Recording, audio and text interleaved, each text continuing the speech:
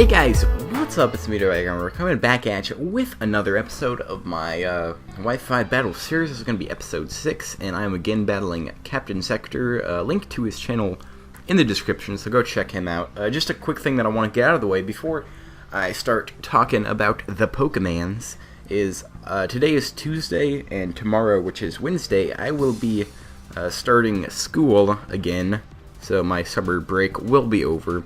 And since I will be starting school again, then I'll need to be more focused on school. So I feel like there will be less uploads on my channel than normally. I'm still going to try to get at least 3 videos a week, but I don't think that I'm going to get any more than that. So just 3 videos a week, so every other day, because you know I gotta focus on school and get good grades and such. So yeah, anyways, after that I'm just gonna start talking about the Pokemans, because that's what I do here and stuff. Okay, anyways, so CaptainZekter's team was Blastoise, Gliscor, what's it called? Kingdra, that's what it's called. Reuniclus,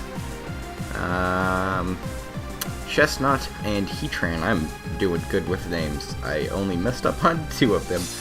And then on my team, I was bringing Darmanitan, Mega Pinsir, Espeon, Scrafty, Greninja, and my beautiful shiny Dusclops, and also my Scrafty's beautiful and shiny, because that is how I roll. So I'm just going to hit the play button, get right on into this battle. Isn't this a great black screen? This is a really cool black screen. Okay, here we go. Here we go. Okay, so I led off with my Darmanitan, and he led off with this Heatran. Now, I thought he was going to predict me going for the Earthquake, and then switch into his Gliscor, so I went for the Flare Blitz. Obviously, I predicted very wrong, and that was it was not good for me, because that Heatran has Flash Fire, and he set up Stealth-Relax, and I'm just like, okay, well, I'm Choice Scarf, so I'm just going to have to switch on out of there. I switched into Leprechaun, my shiny Scrafty, because I thought that Heatrans were physical. I haven't battled them too much. I guess at least his wasn't physical. So he went for the Magma Storm. Luckily, I avoided the attack. I get my leftovers recovery, getting me back to full HP. And he goes to the Flamethrower onto me. I was like, okay, as long as he doesn't burn me, I should be good. Okay. Luckily, he didn't burn me. I went for the Drain Punch, which did a good amount. I mean, it was a crit, but I didn't think it was going to do that much. I talked to him. He said that his Heatran was specially defensive, so that would be why. Anyways, I am almost back up at full HP after the Drain Punch and leftovers, and he just goes to the Magma Storm, which, as you can see right here, it's going to do a little bit over half, and I'm going to be trapped in the Fire Vortex thing. I went for the Crunch, because I kind of thought that he was going to switch out into Reuniclus, predicting another Drain Punch. I was obviously wrong with that, and unfortunately the Crunch did not kill him. So I got hurt from the Magma Storm, and because of the Magma Storm, this next Flamethrower is just going to be able to take me out. So that was the end of the Leprechaun, unfortunately, because he can usually put in some pretty good work. But unfortunately, he was not able to do that this game. Anyway, so I sent in my Pinsir, decided to go for the Mega Volt and just return, because I knew that I was going to easily be able to kill him. And in case he switched out to anything else for some reason, and like say the Heatran is Death Water, return would do a pretty hefty amount to it, because return on Pinsir is so overpowered. Yeah. So he sends in the Gliscor, and I decided to go for the Swords Dance because I knew that a return couldn't kill it in one hit, and I knew that his Gliscor ran Recover, so I decided to go for the Swords Dance. He went for the Substitute. Unfortunately, he gets off his Toxic Orb, so we could start healing his HP back. I just decided to go for the return, just because I knew it would knock out the sub and it had 100% accuracy. So yeah, he went for the Toxic on my Pinsir, which was quite unfortunate. So my HP was going to start to be dwindled down a bit. And yeah, I got hurt by the poison. And he gets his poison heal off, which gets him some HP back. I went for the Quick Attack. I don't know why I didn't go for the return. That was a bad decision on my part. If I went for the return, I would have been able to kill the Gliscor. I still don't know why I went for the Quick Attack. I guess I just wasn't really thinking. Oh, actually, I do know why I went for the Quick Attack. I thought he had, Actually, no, never mind. I don't know why I went for the Quick Attack. It was just a bad decision on my part. Anyways, I went for the return on his other substitute, which just easily gets rid of thy substitute. He goes for the knockoff, which isn't going to do that much because it can't knock off my item, because you can't knock off a Mega Stone from a Pokemon. For some reason, I mean, that'd be pretty interesting if you could knock off Mega Stones, but also might make knockoff a lot more overpowered. Anyways, he withdrew the Gliscor and went into Blastoise, and I knew that this return was just going to mess up the Blastoise, because I knew that Blastoise wasn't living a +2 return from a Pinsir, so I easily just one-hit KO'd him. And Pinsir had 4 health left after the poison. He goes into his Chestnut, and I knew that he was going to use Spiky Shield, and I didn't really see any purpose of preserving Pinsir, so I decided to just go for the quick attack in case he didn't. But unfortunately, he did, so in regard, I lost Pinsir. I didn't really think it was useful to save him because he was poisoned, so he'd just come in and die from that anyways. Anyways, I sent out Spooky Ghost, my shiny Dusclops, and he gets that pressure up because he's very pressureful, and yeah, pressureful is a word, totally. Not really. Anyways, I just go for the Will-O-Wisp. Onto the Chestnut, just trying to mess up its attack. So since it was burned at this point, it can't really do too much. He starts to set up Curse, and I was like, okay, I see how it's gonna be.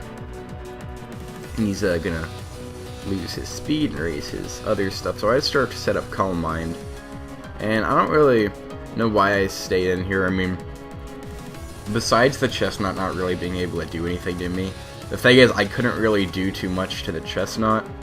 I can only burn him, because I had Dark Pulse, and that won't do very much against a Chestnut at all. He just goes for another Curse. It was kind of funny, after his speed fell, he was still faster than me, so I kind of thought that was a little bit funny. So I just went for the Dark Pulse just to see how much it was going to do. Absolutely nothing, as you can see right there. So he just gets more Leftovers recovery, and then he's going to get hurt by thy burn damage. This is actually a really long battle, just telling you guys, so you just need to sit back, get some popcorn, and relax and stuff. Anyways, I switched out of my Dusclops and went into Shofu, my Darmanitan. He went for the Seed Bomb on the switch, which I knew wasn't going to do too much to me, and I had a feeling that he was going to go for the Spiky Shield. But since Shofu's, he's Choice Scarfed, I couldn't really do too much about avoiding that Spiky Shield. So he goes for the Spiky Shield, and I just went for the Flare Blitz because that's what I wanted to be locked into. Unfortunately, I get some damage from the Spiky Shield, but it wasn't too much, so it wasn't that big of a deal. Anyways, his Chestnut gets some more Leftovers and burned. So he tried to get the double Spiky Shield. I'm glad he didn't, or else I would get kind of irritated. Anyways, he just kind of let his Chestnut die there. I figured he didn't think it was would be too much of a use because it was burned. So I was easily able to just take it out with Flare Blitz. So he sends up my Gliscor, and since my Darmanitan's Choice Scarf, I will be faster. So I just decided to go for another Flare Blitz onto the Gliscor, which was easily, well, I'm not sure about easily, I was able to take it out. Because Darmanitan is so strong, his Flare Blitz, even with a Choice Scarf instead of Choice Band because of sheer force. Anyways, I decided to switch out to Darmanitan because he couldn't really do anything to that, whatchamacallit, that Kingdra, or he nicknamed it Queendra because it's a girl, so, you know, that's fancy. Similar to how I named my, what's it called? My Tyranitar, since it was a girl, I named it Goddess Zilla instead of Godzilla. I know, crazy nicknames. Anyways, I went for the Outrage. On to Spooky Ghost. Spooky Ghost doesn't like that too much. Unfortunately, I missed the Will-O-Wisp, which really sucked. I decided to switch out into Shofu as Death Fodder, just so I could waste another turn of his Outrage, and then hopefully he'd get confused and stuff. So he went for the Outrage, and luckily I made a good prediction there, and he did get confused. So Darmanitan did not die in vain. Anyways, I sent back in Spooky Ghost. I was really hoping that he would hit himself in confusion, because I could just get a Pain Split off, and I'd be back in business with a lot of HP. Unfortunately, he did not hit himself in confusion, and he just went for the Waterfall onto Spooky Ghost. Spooky Ghost doesn't like that one bit. And so I just sent in Bouncy House, because I have Dazzling Gleam on Bouncy House, so I was going to see how much that was going to do. I didn't really think that I could take it out in a 1-hit KO, but I thought, oh, maybe because it hit itself, I will be able to take it out. So I go for the Dazzling Gleam. And unfortunately, as you can see, the Queensure lives in the red HP. But he's so confused. I'm like, come on, hit yourself. And I'm like, yeah, he hit himself. Okay. So luckily that Queensure's out of the way, because I didn't want to take any more outrages from it, because that was pretty feisty.